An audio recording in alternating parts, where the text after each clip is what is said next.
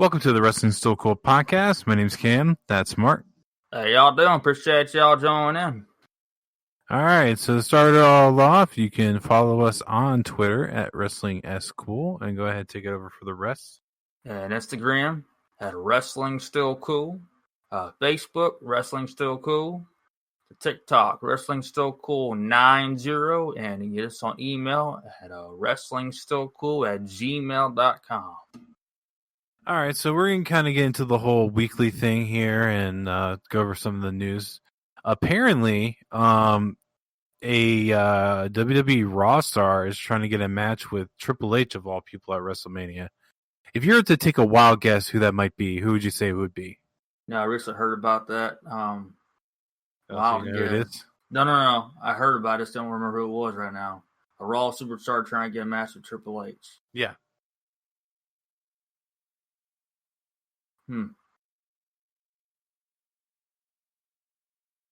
The Fiend.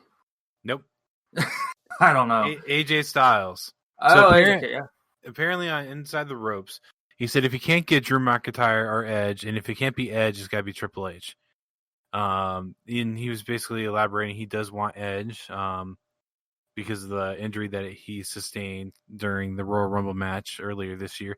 Look, which it definitely feels like the Royal Rumble happened last year. It feels like it's been a year since then, even though technically now we're at 11 months.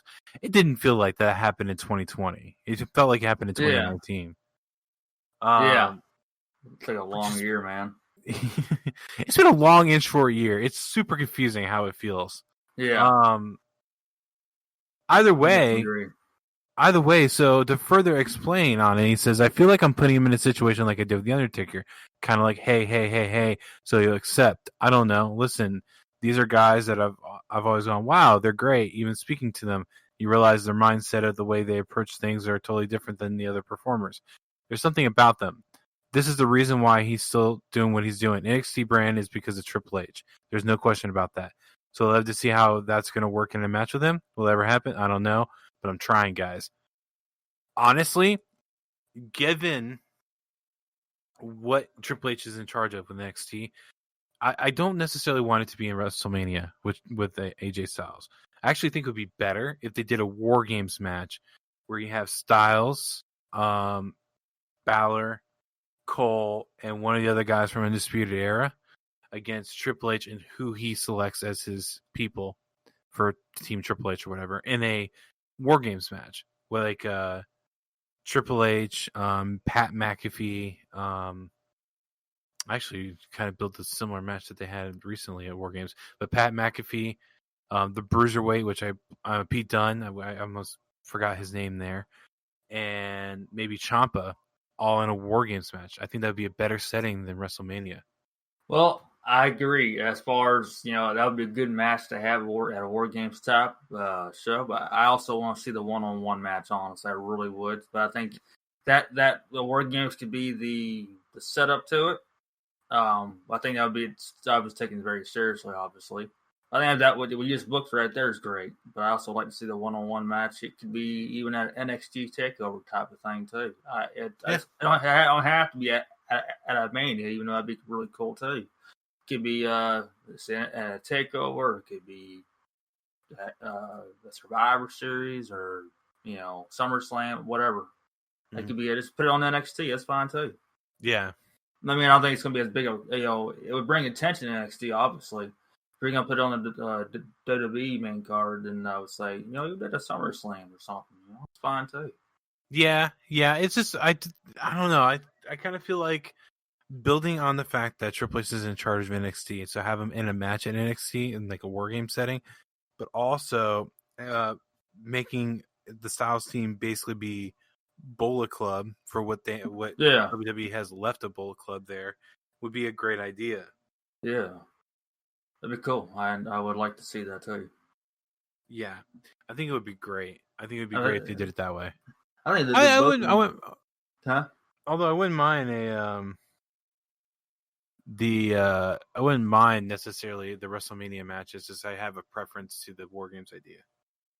No, I understand. It's like there's always Mania, but there's always other shows that you can do these this type of matches. Yeah, so War Games NXT would be great for that match. And I said, you're going to do also a one-on-one, even if it's a one-off thing like that, just do it, don't have to, man. It would be big sell.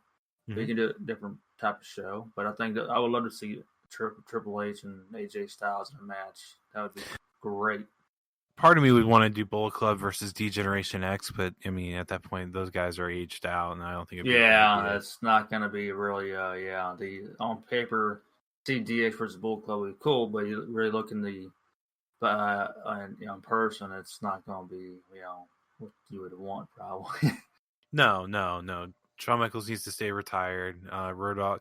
The only one that I actually think might be able to pull it off is X-Pac. That and Billy.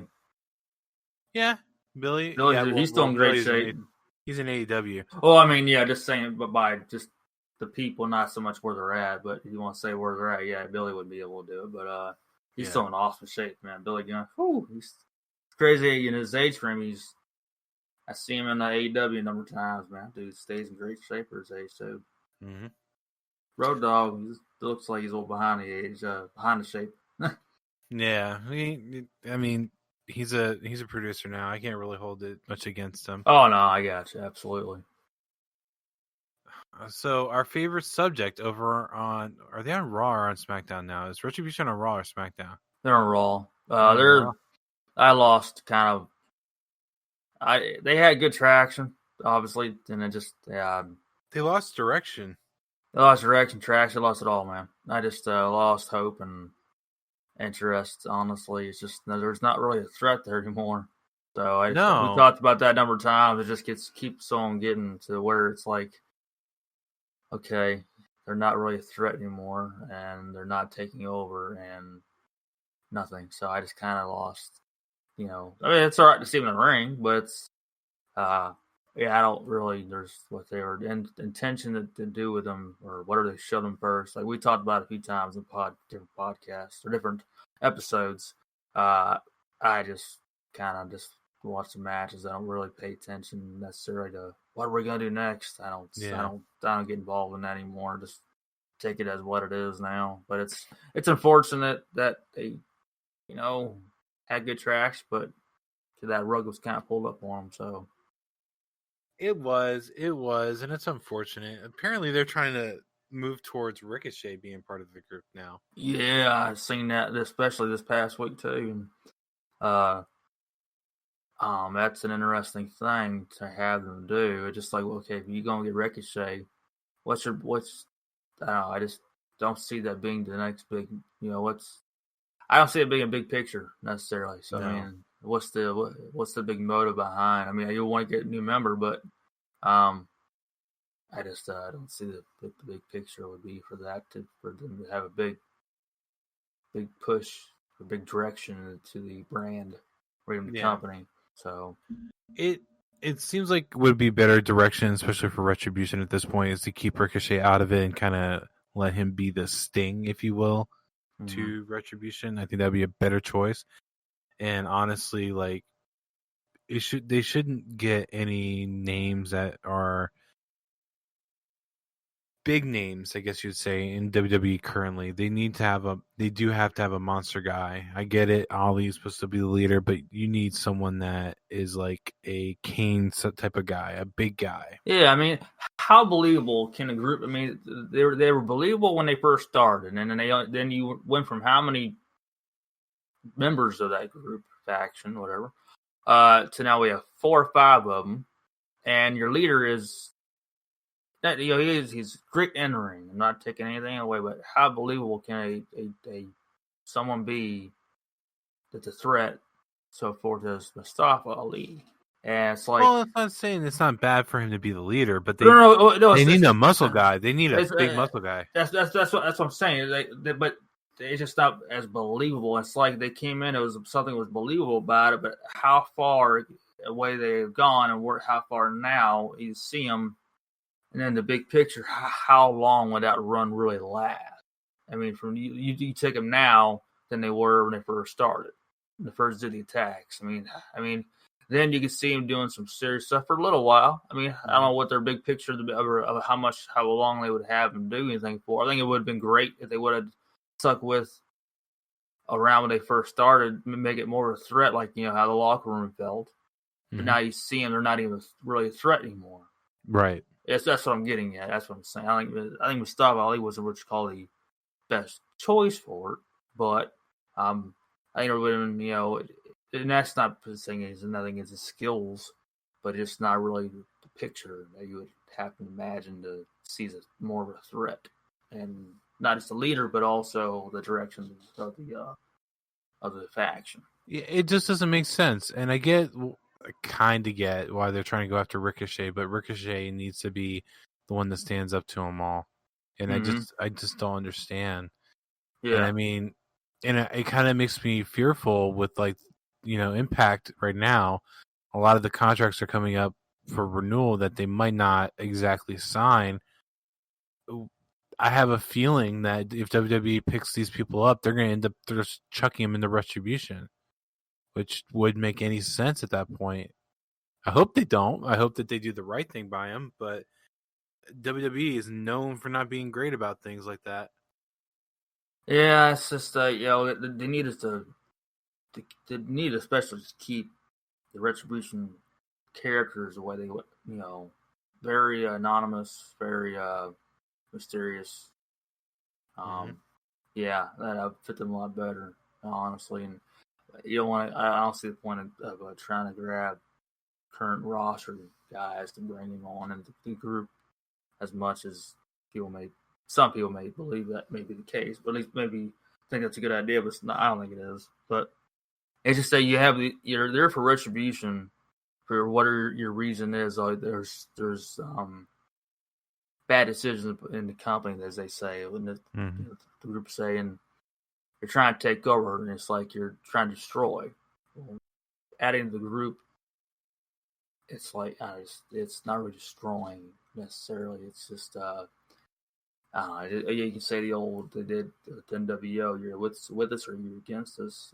That's what they're trying to establish. But I think that was not their establish. That was not their intention when they first came in. So, no, and at least we can say that the Hurt Business was done right in that sense. Yeah.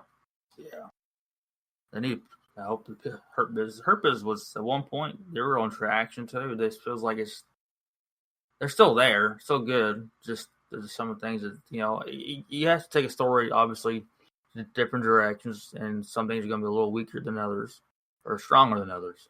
They're doing okay. Just I figured Hurt Business would be a little more on top right now. I guess the best way to say, but they're still entertaining. Yeah, and I think that's more of a tribute to how I'm blanking on his name right now. How MVP is, because you can tell MVP's been more in control of it.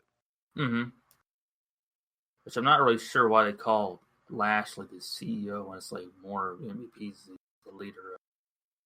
I don't know. Never quite got that part of it, but maybe there's something I'm not reading into it. Yeah, I don't know. That's just more or less it kind of it reminds me of Aces and Eights in the Sergeant of Arms. It wasn't Sergeant of Arms. Yeah, it was Sergeant of Arms. They made Devon the Sergeant of Arms, and he was a quote unquote leader until Bully Ray was revealed as the leader, which, I mean, Bully Ray's character completely made sense with him being the leader at that point. Oh, yeah. Not far. And okay, because good.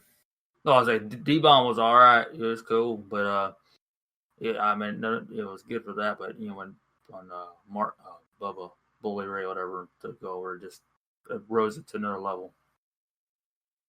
So one of the posts I saw on social media, probably within the last couple of days, they're talking about their hopes of Bully Ray kind of doing a small invasion angle with AEW, which, okay, I mean, you could probably pull that off a little bit, especially with having Doc being part of TNA and a reference to the Aces and Eights there. But someone's like, I would just like to hear him get on the mic one time in AEW and go, "Do you know who I am?" Referencing his old bully character, and I'm like, yeah, actually, that would be kind of cool. Yeah. We mentioned this before. mentioned this before.